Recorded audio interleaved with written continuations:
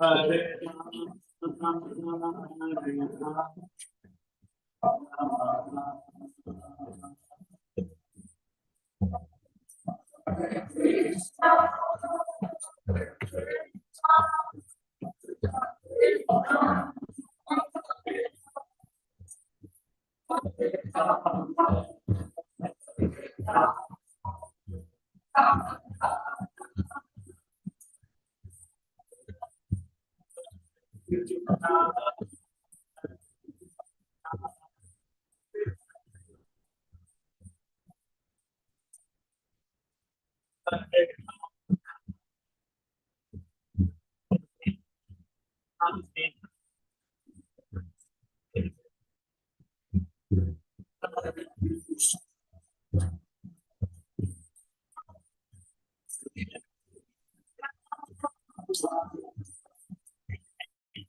Hare Rama,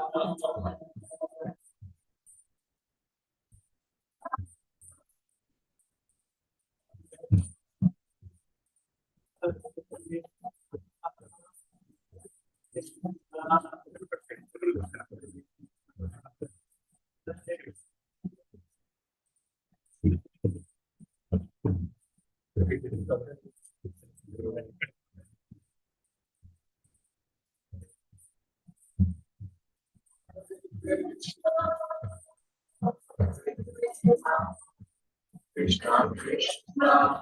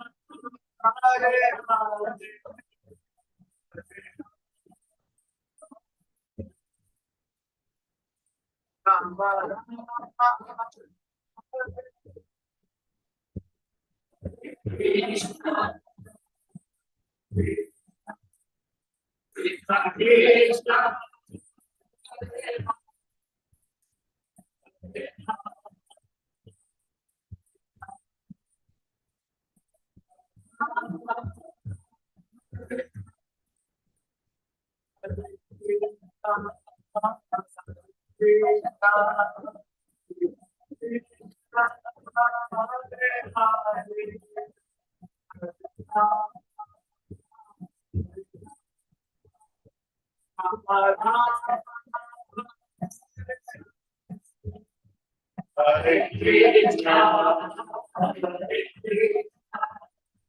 Krishna Krishna,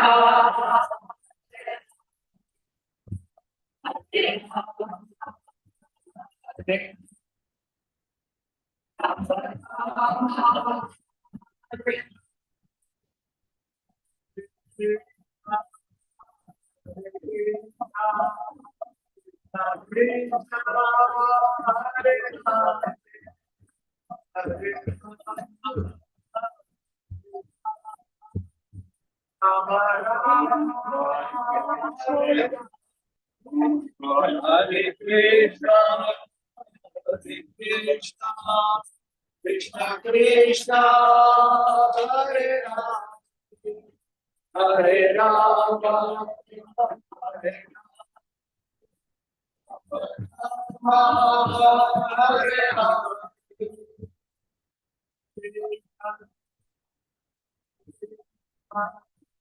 Yung bottom lip, bottom lip.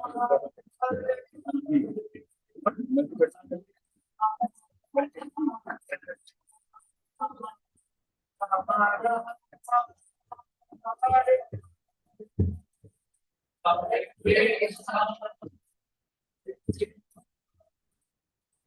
Krishna Hare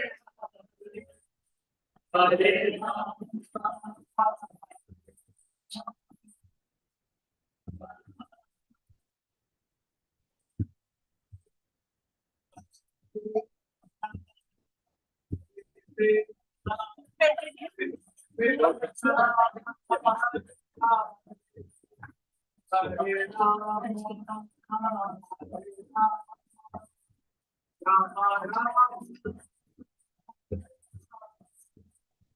Hare Krishna, Hare Krishna, Krishna Krishna, Hare Rama,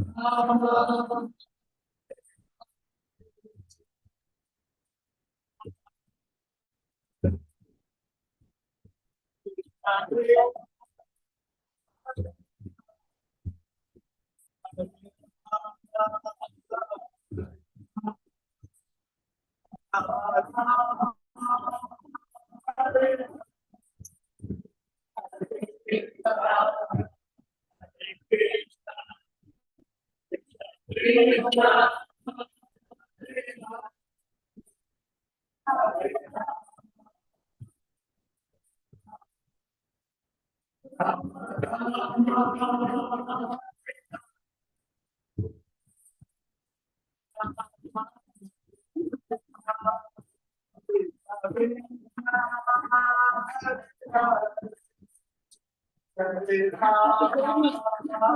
Hare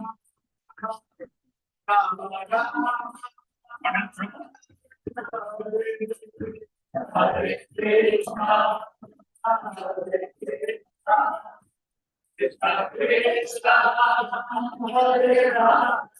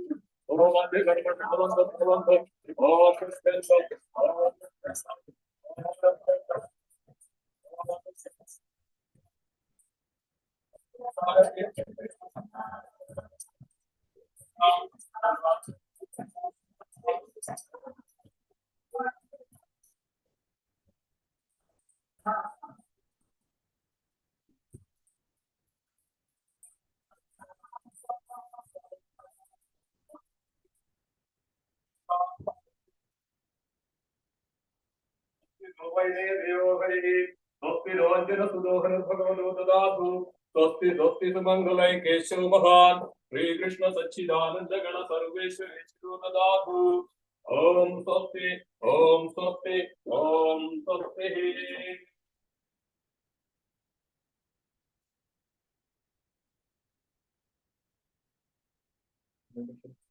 Hare Hare Krishna, Hare Krishna, Krishna Krishna, Hare Hare, Hare Rama, Hare Rama, Rama Rama, Hare Hare.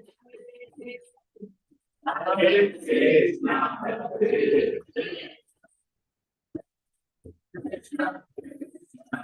Hare Krishna, Hare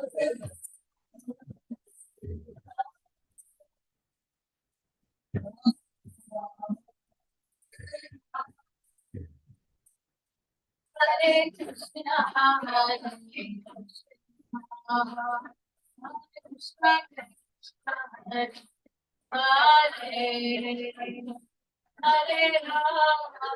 Hare Rama, Hare Rama, Rama Rama,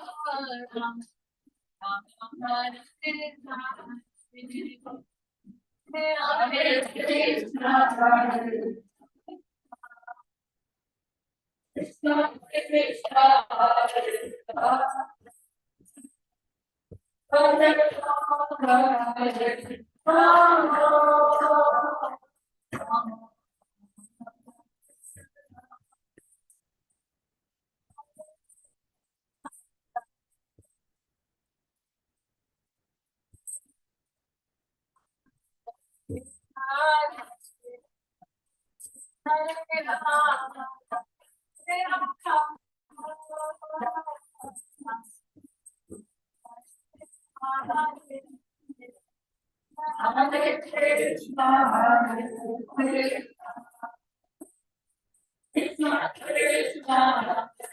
Hare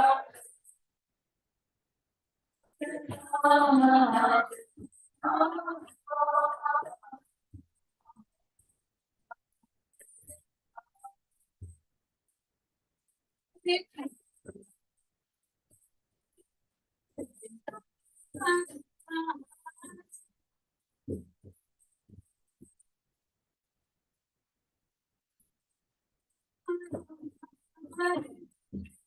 Hare Krishna, Hare Krishna, Krishna, Hare Rama, Hare Krishna, Krishna Krishna, Krishna Hare Rama,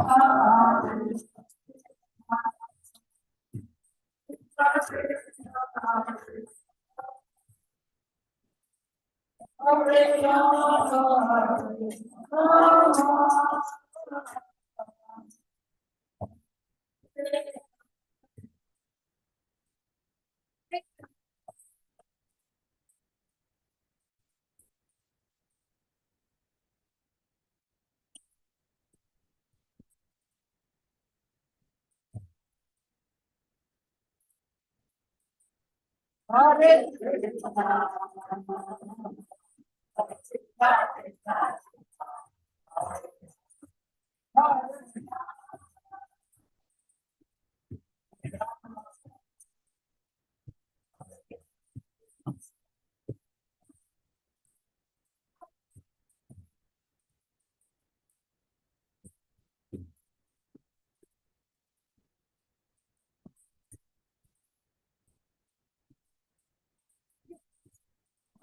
Krishna,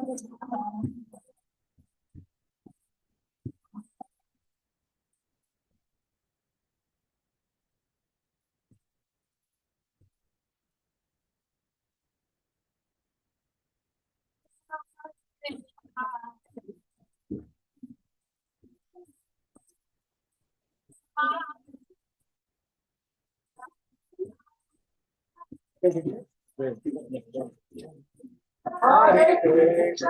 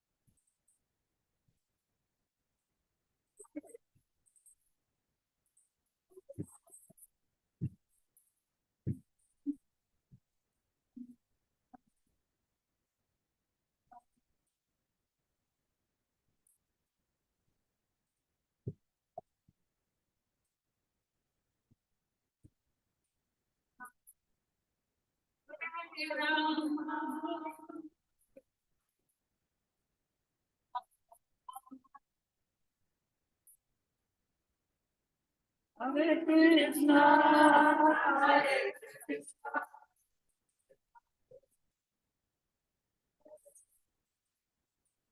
Hare Rama, Hare Rama, Hare Rama,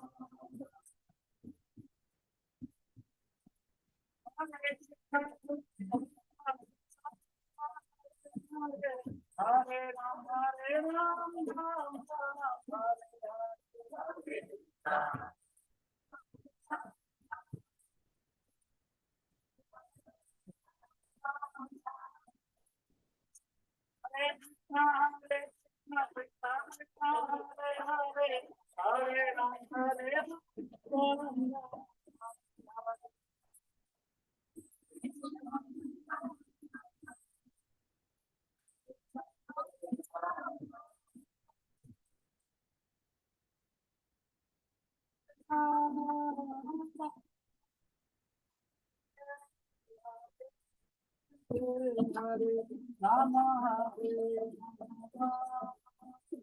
Rama, Rama, Hare Hare.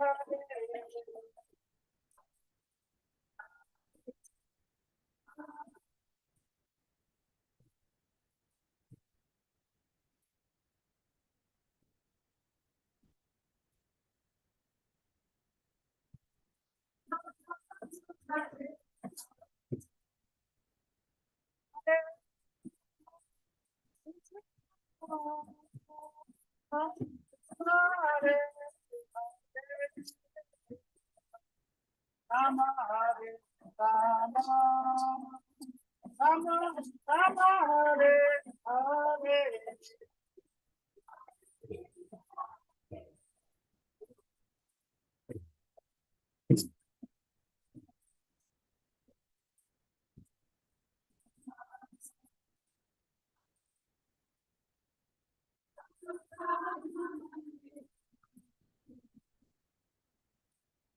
Hare Krishna, Hare Krishna, Krishna Krishna, Hare Hare, Hare Hare Rama.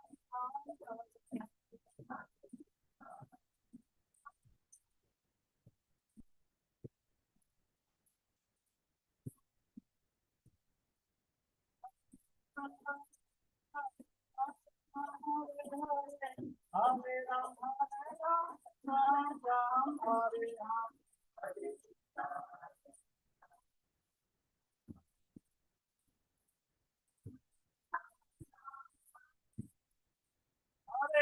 Hare Krishna, Krishna Krishna, Hare Ram, Ram Ram, Hare Hare.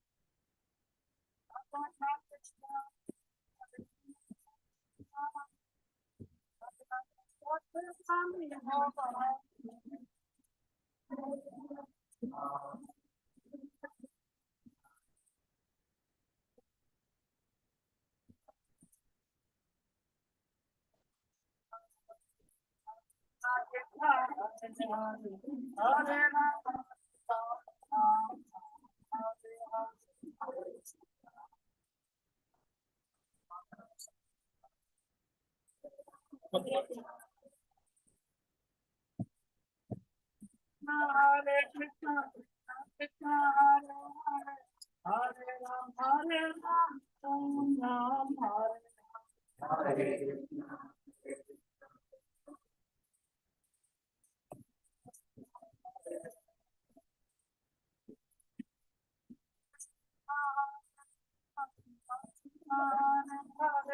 Hare Ram, Ram Ram, Hare Hare.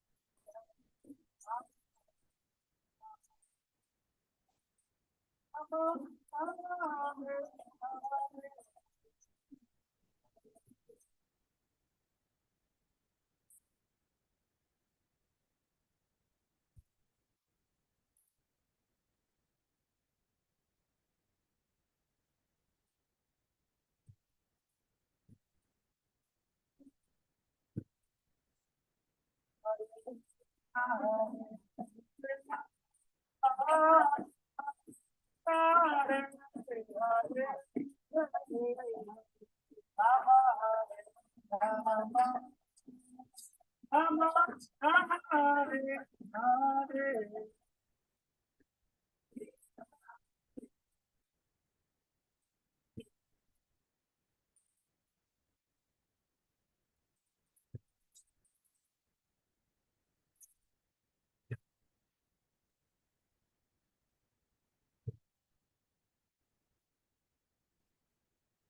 Krishna, Hare Krishna, Krishna Krishna,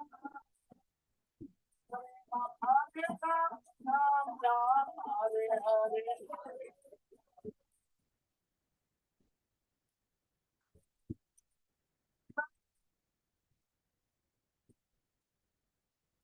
Hare Krishna, Krishna Krishna, Hare Ram, Hare Ram.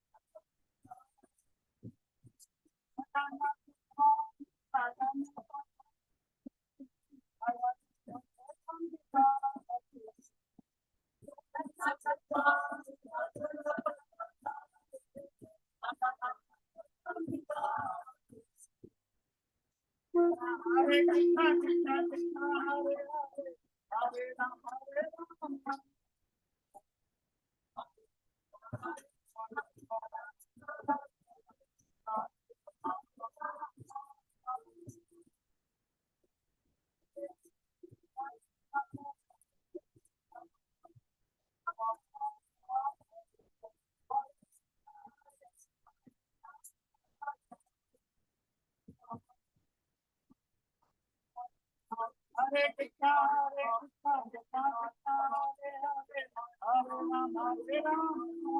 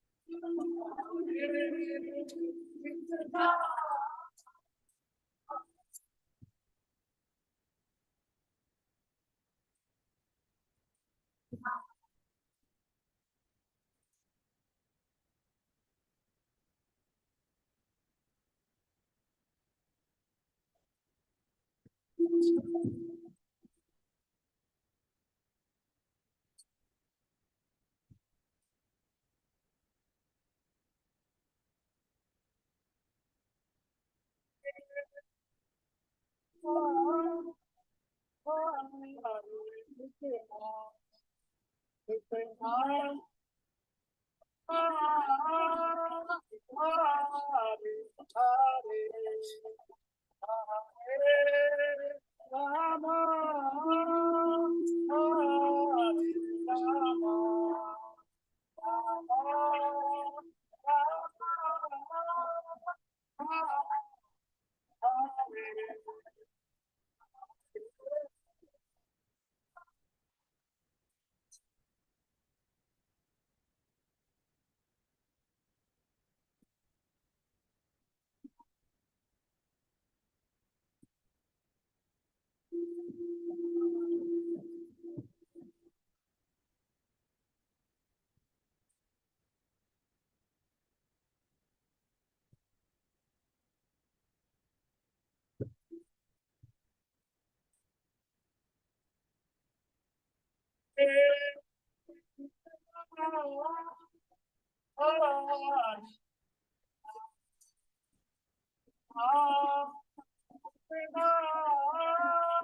Hare Hare. Hare Rama, Hare Rama,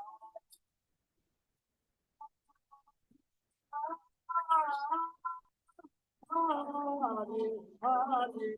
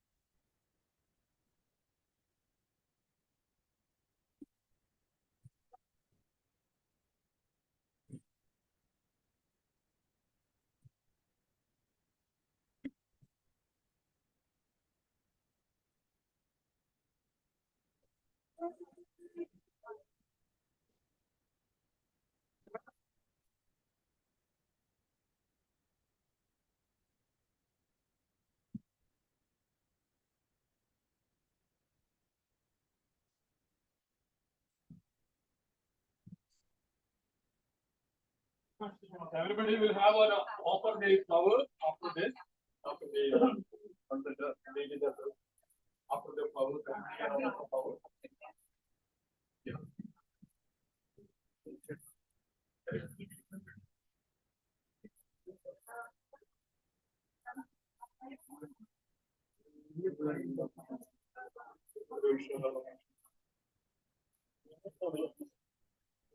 Later, later, later.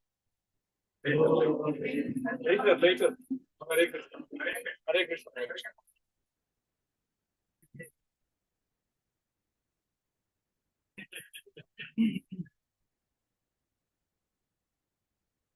Now, now, please come and go to our north. Please come. You can take the deities back and trust the deities nicely. Then we'll bring the deities and then we'll have the arati and then we'll also get our day.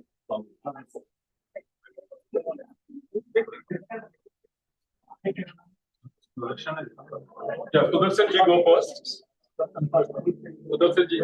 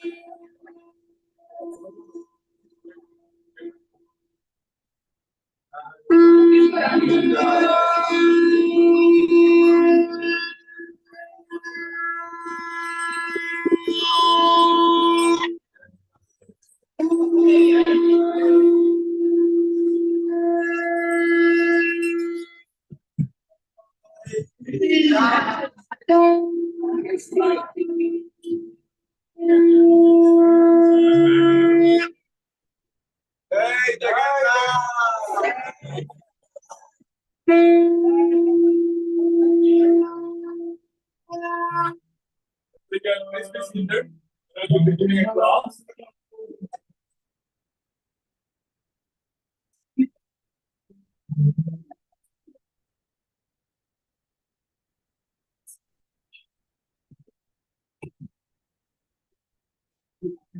I'm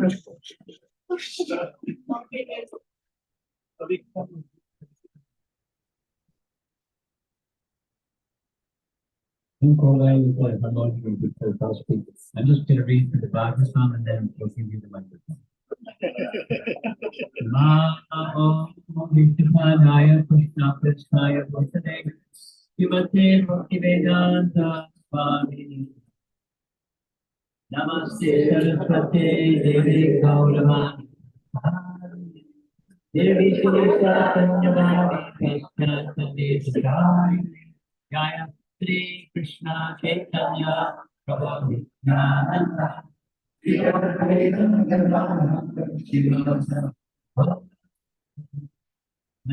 Krishna, Krishna Krishna, Hare Hare, Hare Rama, Rama. How many here were at the Potomac Temple for the installation, the Abhishek ceremony, the whole big festival there?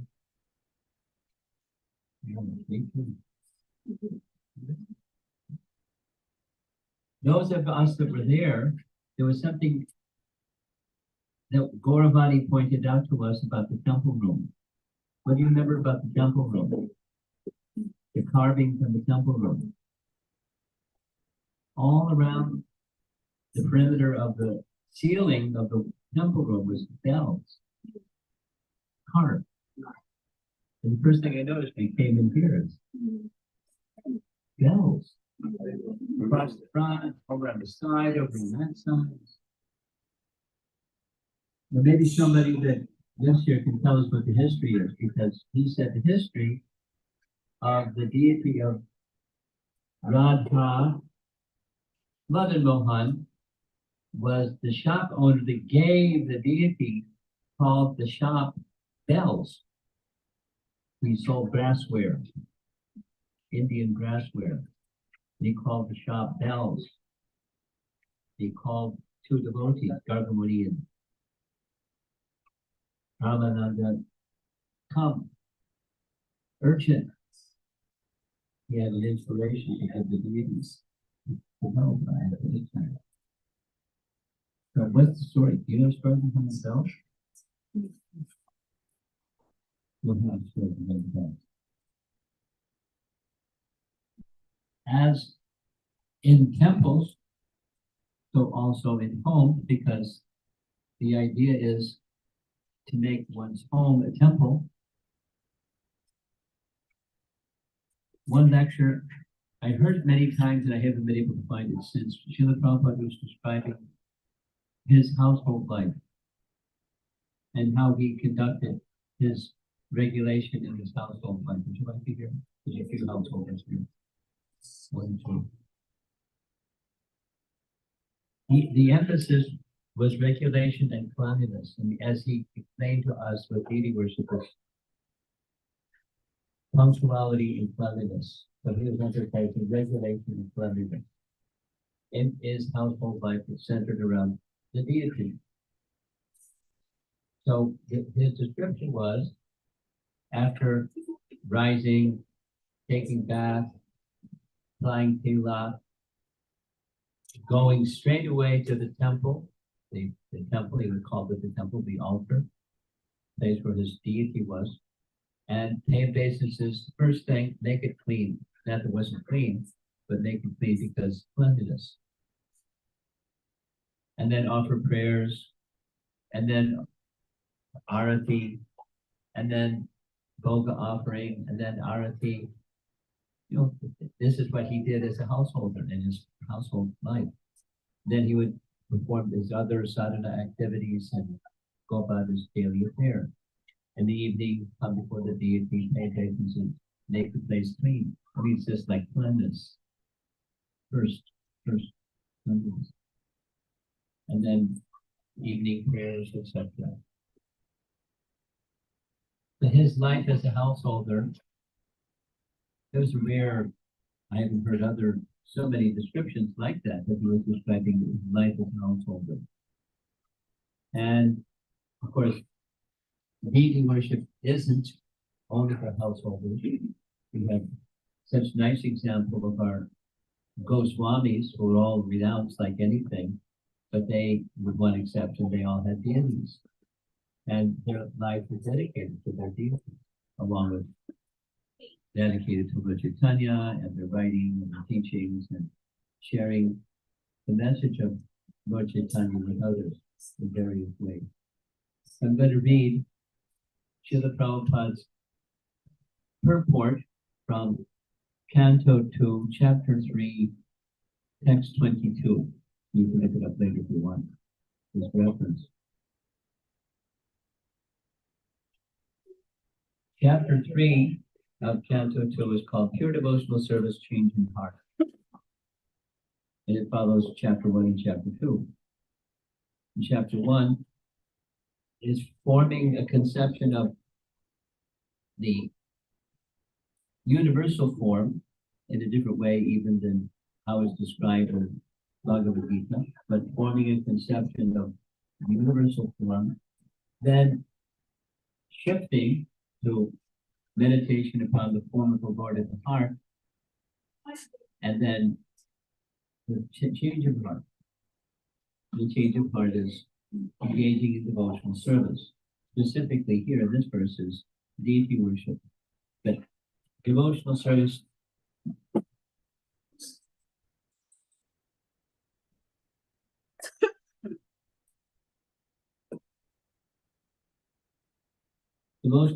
in general, Rishikena, Rishikesha, Sevana. The root word of bhakti or devotional service is bhaj, B-H-A-J. And bhaj means specifically, Prabhupada defines this, it's engaging the senses in the service of the master of the senses, engaging the senses, practical activity. So deity worship falls in the category of practical activity. There's the theory, God is a person, and there's a practical activity, deity worship, God is a person. So here's the verse from Canto 2, Chapter 3. This is engaging the senses. So it's with the eyes and the legs in this verse. The eyes, which do not look at the symbolic representations of the personality Godhead Vishnu, parentheses, his forms, plural, name, quality, etc., are like those printed on the plumes of the peacock. And the legs, which do not move to the holy places where the Lord is remembered, are considered to be like a trunk. Report by Srila Prabhupada. Especially for householder devotees, the path of deity worship is strongly recommended.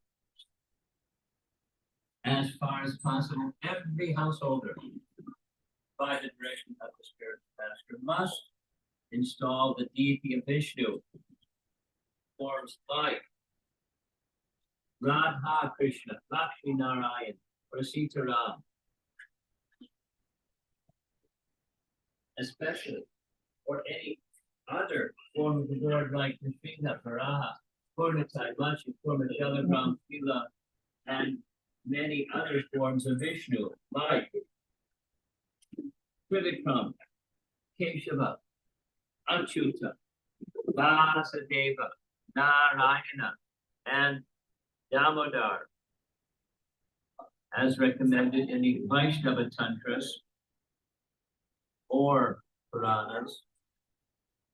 And one's family should worship strictly following the directions and regulations of Arjuna Vidya. Long purpose. This is not our topic. Any member of the family who is above 12 years of age should be initiated by a bona fide spiritual master, and all the members of the household should be engaged in the daily service of the Lord beginning from morning, parentheses, 4 a.m.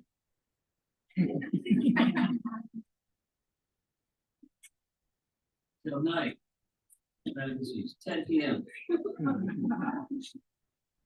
by performing Mangala Arati, Niranjana Archana Puja Kirtan Shrikar by Kali, Sandhya Arati Panta, Bhoga at night, Shayana Arati, etc. Engagement in such worship of the deity under the direction of a bona fide spiritual master will greatly help the householders to purify their very existence and make rapid progress in spiritual knowledge. Simple theoretical book knowledge is not sufficient for a neophyte devotee. Book knowledge is theoretical, whereas Archana process is practical. Spiritual knowledge must be developed by a combination of theoretical and practical knowledge. And that is the guaranteed way for attainment of spiritual perfection. From sadhana to perfection, it went pretty fast. The training of devotional service for a neophyte devotee completely depends on the expert spiritual master who knows how to lead his disciple to make gradual progress towards the path back home, back to Godhead. One should not become a pseudo-spiritual master as a matter of business to meet one's family expenditures, semicolon. One must be an expert spiritual master to deliver the disciple from the clutches of impending death. Srila Vishwanath Chakravarti Thakur has defined the bona fide qualities of a spiritual master. And one of the verses in that description reads, you can say with me, Shivigrahara Dhananityagana Sringaradhana.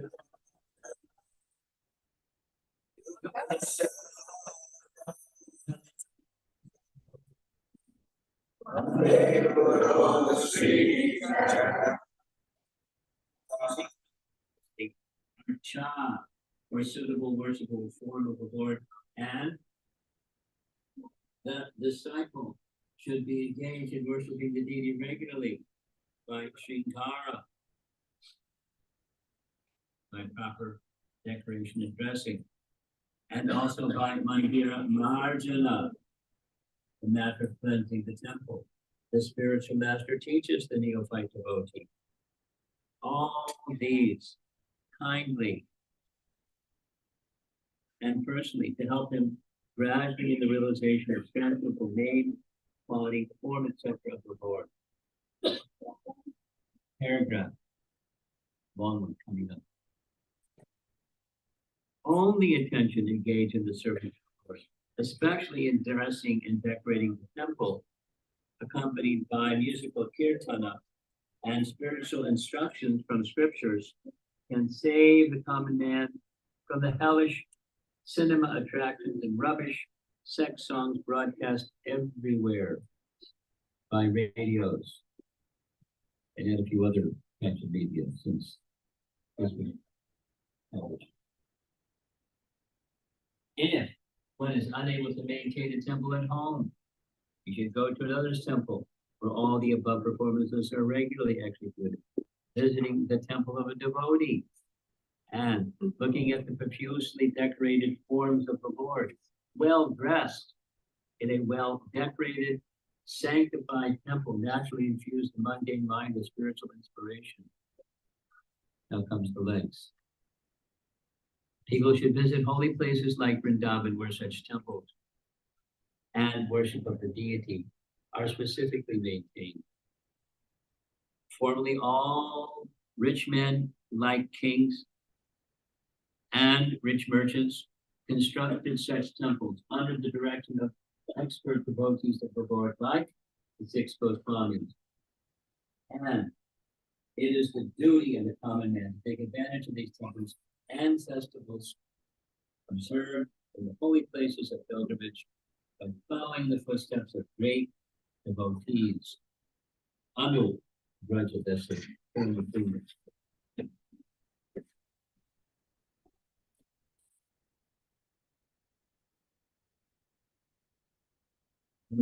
is one of the words in the verse.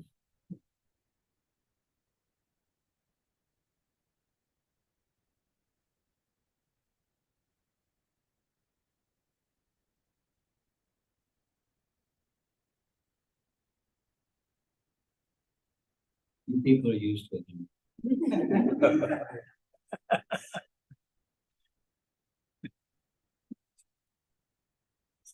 One should not visit all these sanctified pilgrimage places and temples with sightseeing in mind, but one must go to such temples and sanctified places immortalized by the transcendental pastime of the Lord and be guided by proper men who know the science. This is called Anubraja, and it's taken word twice in 2 sentences. Anu means to follow. It is therefore best to follow the instruction of the bona fide spiritual master, even in visiting temples and the holy places of pilgrimage. But it does not move in that way, but as good as a standing tree condemned by the Lord not to move. The moving tendency of the human being is misused by visiting places for sightseeing. The best purpose of such traveling tendencies could be fulfilled by visiting the holy places established by the great acharyas, and thereby not being misled by atheistic propaganda of money-making men who have no knowledge of spiritual matters. Not like to be very firm, maybe even hard, maybe even the tone is not soft. In part, it's his acharya privilege. It's not a stick to whack people, it's helping his audience, which he's writing the books for the world. The world is in darkness of illusion.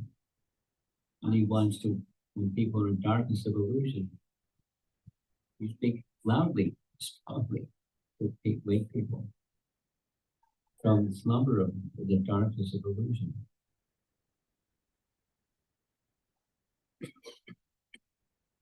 Now I noticed, like probably you did too, that in this list of deities of Vishnu, he didn't list Jagannath.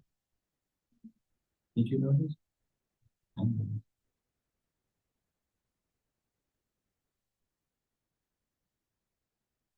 it's a little surprising.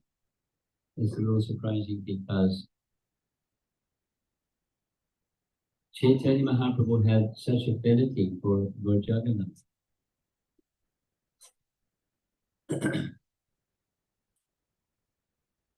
I've been circulating for many devotees. I didn't send it to everybody because I didn't. Maybe I'll send it to. Yeah, I sent it to you. Okay, you sent it to everybody. At least, this, how we send messages out. When Chaitanya Mahaprabhu left Jagannath Puri,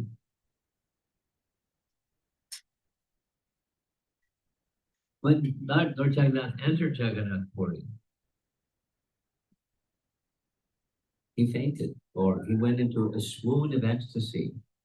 The swoon of ecstasy was tested, as you probably know, by Sarvabhauma Bhattacharya. He wanted to see if he was faking, right? So he knew he was a great scientist, so he, sannyasi lying in front of him, he took little fibers of cotton and held the fibers of cotton before his nostril. And if he was cheating, then in regular breathing, the fibers would move like somebody breathing. But it was motionless. So the ingoing and outgoing air was suspended. He was in trance. He was in a state of transcendental ecstasy. And he didn't know what to do. He tried what he knew what to do to revive him, but nothing worked. But when Lord Nityananda and the other devotees made it there, they found out where he was, and they loudly chanted the holy name, and he came to external consciousness. But from the very get-go, just seeing Lord Jagannath, he saw Krishna because Jagannath and Krishna are the same.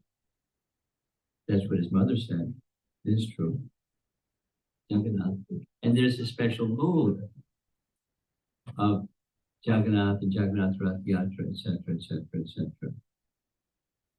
So when Chaitanya Mahaprabhu, for purposes of his descending into this world to give the congregational chanting of the holy name to everyone throughout the land, Yuga, Dharma, duty, not duty, but his mission. When he reached Sri Rangam, it was just the beginning of the 4 months of the rainy season. And so he also went into a state of ecstasy and dancing and dancing and dancing. And he was invited by the chief priest, Venkatabhata. This is from Chaitanya Charitamrita, all the story. And in addition to it, offering prasad, he invited him at the beginning of the rainy season, please stay in my home. And so, because of the Leela of Chaitanya Mahaprabhu, because the son of Venkatabhata, the chief priest, became Gopalbhata, because he was Gopal, just a little boy. And one of the yatras that we conducted was just following the path that Chaitanya Mahaprabhu followed when he went in the South Indian tour. One of the places we went was Sri Rangam. One of the places that a few of us were taken to was the house where Chaitanya Mahaprabhu stayed. It was special.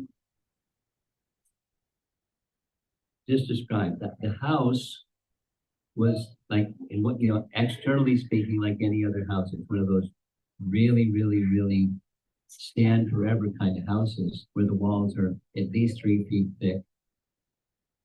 Because it's the home of Venkatabhata, now the present descendant, if I'm not mistaken, does somebody know for sure? Murali Bhatta? Does anybody know for sure? My memory says that is his name. So he took us inside. And there was nothing. I mean, it was the table, And it was spotlessly clean, but there was no paraphernalia. There wasn't like the usual household stuff. It was just really thick walls, no electric lamps, just, some lamps on the wall, ghee lamps. And there was a vibration in the place that was different. It was like, maybe some of you have been to 26th Avenue. When you first have been to 26th Avenue, you can feel something. And the second time, it's a special place because Prabhupada was there, the Kirtan, and good thing, so on. So then he said, would you like to see the deities that Lord Chaitanya carved? Lord Chaitanya carved deities. His comment was, he wasn't idle. He was here for 4 months. The explanation is, he was feeling such separation from Jagannath and Baladev and Subhadra that with his own hand he carved deities of Jagannath, Baladev, and Subhadra. And they look very different. But his Lord Chaitanya's, it's not impressionistic art, it's his carving of Jagannath, Baladev, and Subhadra. I'm sure subsequently that they were painted many times, but their forms are different. But Jagannath, Baladev, and Subhadra, because that was what was in his heart. Now he could have carved Krishna holding a flute, but he carved Jagannath. You can't go ask them why you do this instead of that, but they're not different. Because something happens when you dedicate yourself to a deity. I mean, many things happen, but there's reciprocation. It's the principle that Krishna reciprocates with the love of his devotees, always, in all circumstances.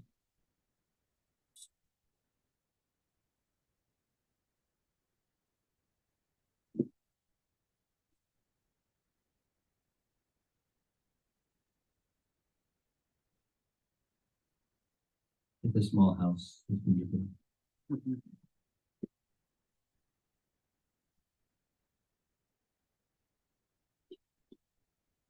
it's not on the level of Lord Chaitanya this happens. It's anyone's level. Lord Chaitanya or Krishna reciprocate with the devotion of their devotees. Let me see a show of hands. You don't have to tell your story.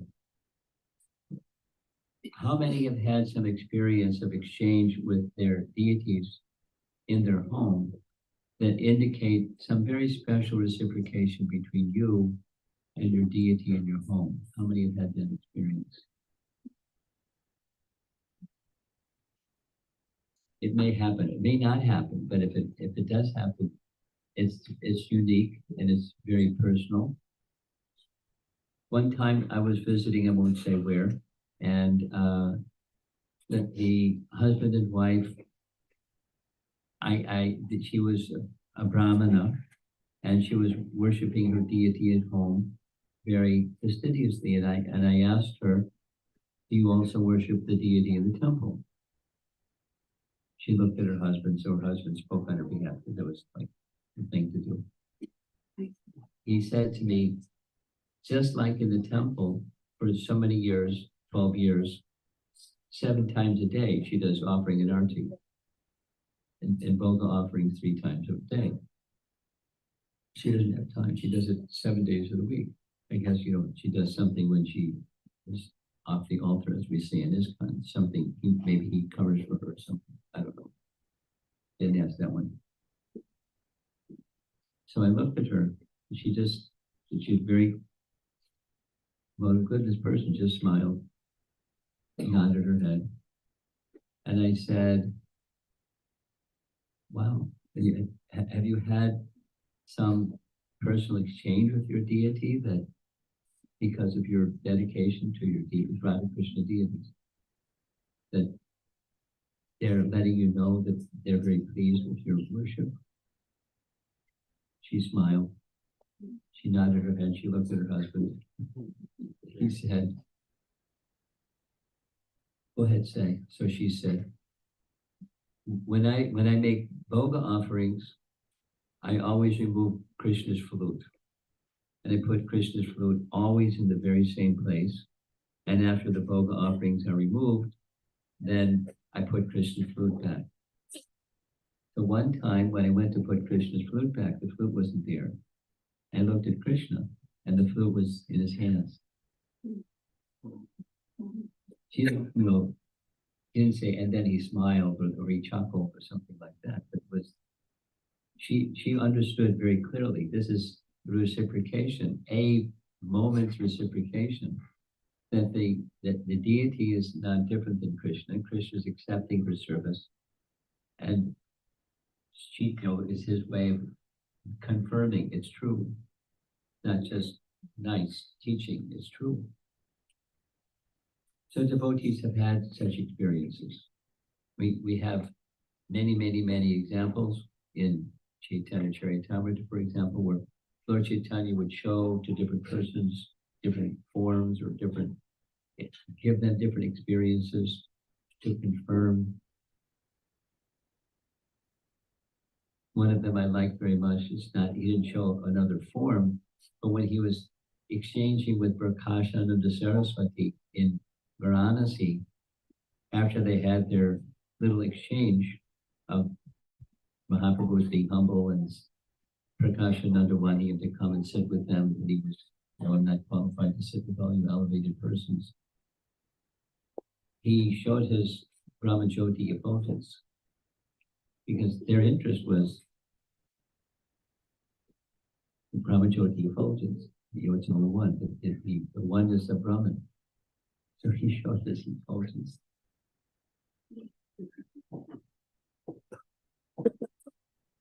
He's a humble sannyasi, but he's not an ordinary sannyasi. No, Chaitanya Mahaprabhu was able to do that, and deities are certainly able to do that. And with deity worship, there's procedures, there's vidhis are there to be followed. It's mentioned specifically. The Pancharatras or the Puranas. Now there's sections in the Pancharatras are portions of the Vedas. Like Narada Pancharatra is the particular Pancharatra that we follow, and the deity worship manual for ISKCON is drawn from that. And Hari Bhakti Vilas is another text that is drawn from the Vedas. It describes details and details and details of deity worship. I mean, those of you that went to the festival in Potomac, one of the senior pujaris that was standing, guiding us in the procedures that we were supposed to follow, he leaned over and said, I've been a pujari for 35 years and I've never seen anything like this. The depth of what these pujaris that are so dedicated to the rituals of deity worship and mantras and mantras and mantras, they can stand there for hours and just recite mantras from memory, just like they're immersed. It's Vaishnava mantras. So there's procedures that one can go and go and go, just like the Vedas. Can you find the bottom? You can find the bottom of the ocean. You can find the bottom of a river or a lake. You can find the bottom of the ocean, but you can't find the bottom of the Vedas. There's no bottom. Take any topic and just keep going and going and going and going. There's no end.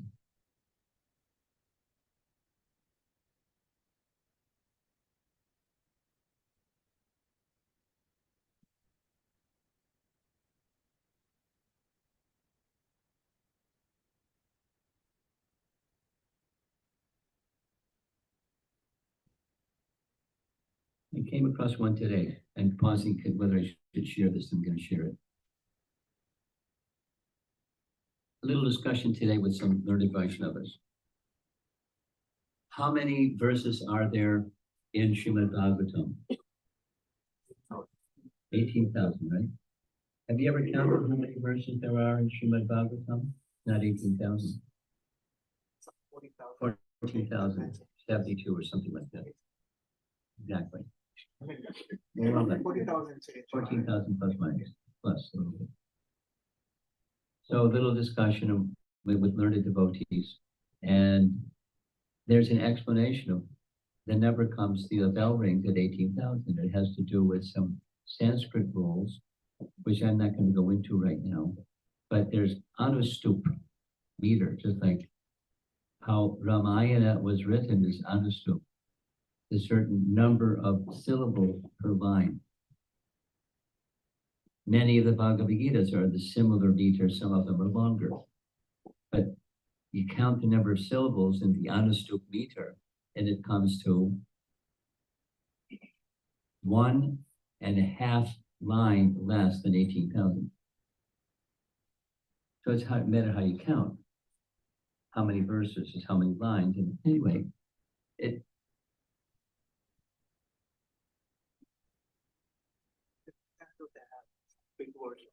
yes.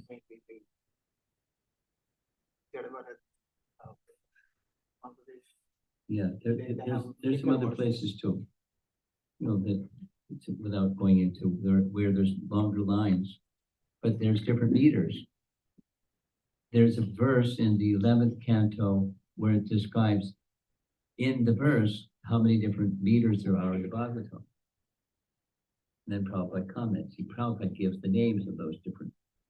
Anyway, and on and on and on and on and on. So deity worship has rules. That was the point. And there's procedures to be followed. We follow them. The procedure that Prabhupada gave us is very simple. For deity worship, for the rituals that we do, it was very simple. And then the more simple can become more elaborate, just like this list of things that one can do, and this and that and that and that. And many of us may not even know what all those ands have to do. What do they mean? And if one does the simple, one does the intermediate, one does the very involved. It's not that you're a better pujari, you're a better worshiper if you get more involved. But according to taste and according to inclination, according to disposition of heart, there's no limit within the boundaries of the Vedas. So the essential elements are cleanliness and punctuality. And in worship, the principle of worship has these two principal elements. And of course, the love and devotion with which you do things rather than mechanically do. This, because the essence is bhakti, the essence is the rules. We follow rules. They help us get to the essence. So deity worship is especially valuable for householders, as mentioned 3 times in the purport. And why is that? Well, one of the reasons is it helps regulation. One of the reasons.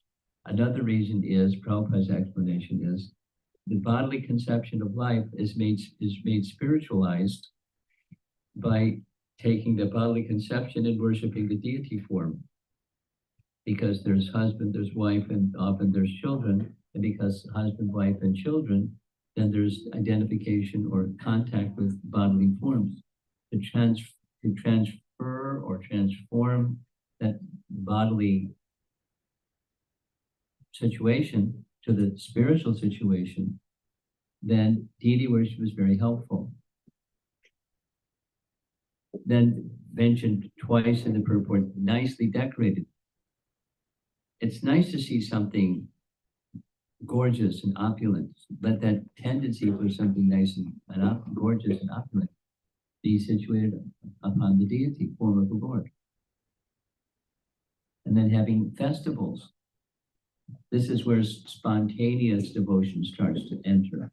where in one's mind one is contemplating in advance of a festival, how I can decorate the deity nicely, how we can, etc., etc., etc. So all of you have come in, at the invitation of the family who's hosting this gathering, and you're coming together to celebrate their installing of the deities of Jagannath, Baladev, and Subhadra. So it's appropriate. And a fourth thing is using one's wealth in the Lord's service. Immediately is accomplished. So it's especially beneficial for householders. I'll say one last thing, because are the deities nearly ready? Yes? Yes. They're ready. Okay, concluding. Before Prabhupada, they're ready? Yes? No? Maybe? Yes? You can just sit. Somebody just went. He's saying 2 minutes. 2 minutes, okay.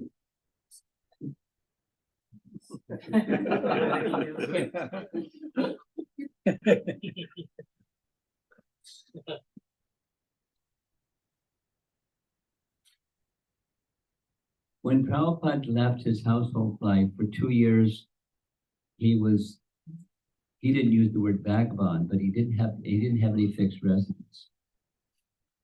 There were opportunities, and the opportunities dried up like mirage. Then he ended up in Vrindavan. And when he ended up in Vrindavan, where did he stay? For 6 years, he stayed at Radha Vamsi Gopal Temple. Correct? Not sure. Radha Vamsi Gopal. Vamsi Gopal. What's the Radha Vamsi Gopal Temple? It's one of the 5,000 temples the Prabhupada writes about in Vrindavan. And what is it? It's exactly what he's describing here. It's a merchant's family that had wealth, and so they used wealth to install a deity in their large home. It's their home. And it's known as Radha Vamsi Gopal Temple. It's not for tax exemption purposes. That's America. It's their bhakti. So there's the deities, Radha Vamsi Gopal. And you go inside the front gate. We okay? Yes.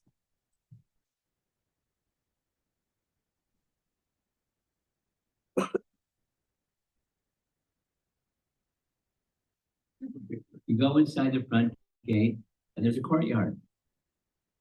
And you go on the back side of the courtyard, there's an arch, and behind the arch, there's the temple. There's for the deity. And Prabhupada stayed in an upper floor, just like a little room. That's where he stayed, a little room. A little room. For 6 years. With no fixed residence. That was his place. And every day he'd go down, same as he described it during his household life, make the place, pay obeisances, make the place clean, offer prayers to the deity, the lady of the house did the offerings, etc. He was taking Krishna Prasadam for those 6 years. Then, by invitation of the main Goswami at the Radha Damodar temple, he received an invitation, come stay here. So he went. He wasn't yet a sannyasi, but he was trained as a Vaishnava. So in any position, this is the point, at any stage of life, some are students here, and some are getting married, and some are married, and some have children, and some are on the other side of their family life with their children, and so forth and so on. At every stage, the deity worship has its importance. So the deities are getting ready to come back and join us. So we're getting ready to invite them back. There's a bunch of hand motions going on over here.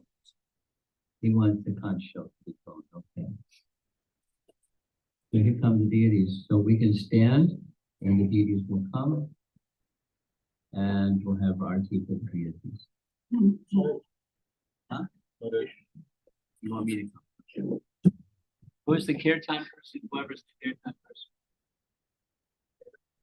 We interrupted you.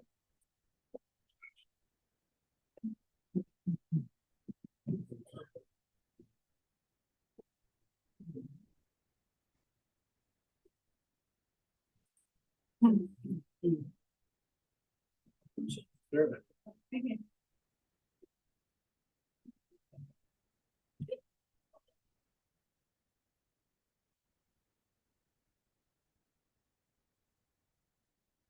Namo Vishnupadaya Krishna Prasthaya Bhutale Shiva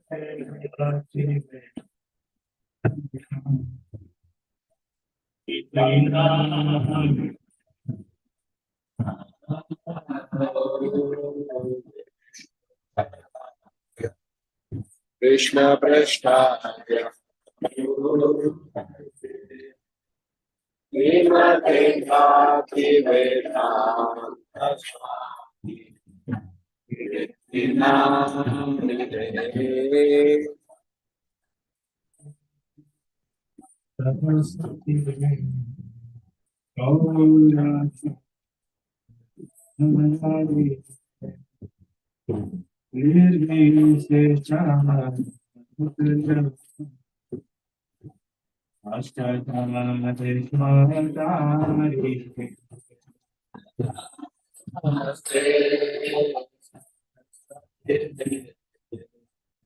Gauravani